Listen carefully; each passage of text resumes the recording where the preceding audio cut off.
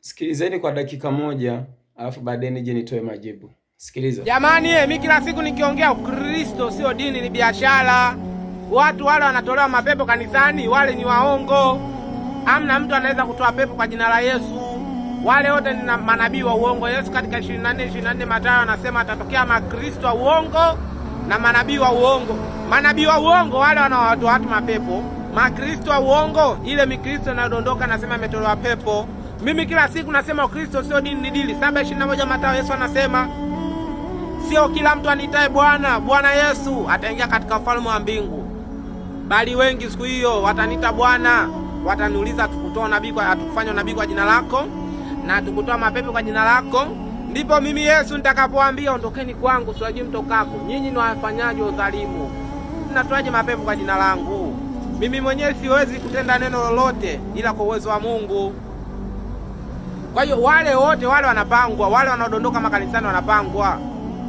Wale sio wale hawaumwi. Kama angekuwa wanaponyesha wachungaji, waende Muhimbili, waende Mwananyamala, waende Amana, wagonjwa si wapo viwete kule? Kwa nini wasiende mahospitalini wakaponye viwete? Kila mchungaji, kila nabii anafanya miujiza kwenye kanisa lake mwenyewe. Kwa nini wasipite mtaani wakaponya viwete? Waje mitaani mwatembee kila nyumba. Saidi umesema kwamba Ukristo sio dini, ni biashara. Maana yake kwamba Uislamu ndio dini. Lakini wewe mwenyewe umesema hivi, umesoma kwenye maandiko hivi kwamba si kila bwana si kila mtu aniitaye Bwana Bwana basi ataurithi ufalme wa Mungu. Kumbe maana yake unadhibitisha maneno kwamba Yesu ni mwana wa Mungu na kwamba hakuna mwingine kama yeye.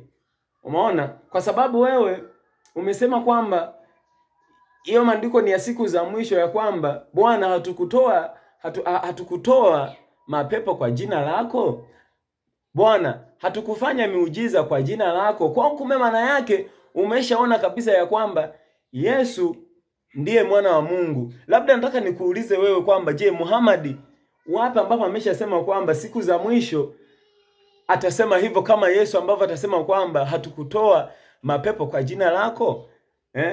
Kwa kuna vitu vingine ambavyo unaongea alafu nitakuwa urudi nyuma kwanza ufikirie. Wapi Muhammad kasema hivyo?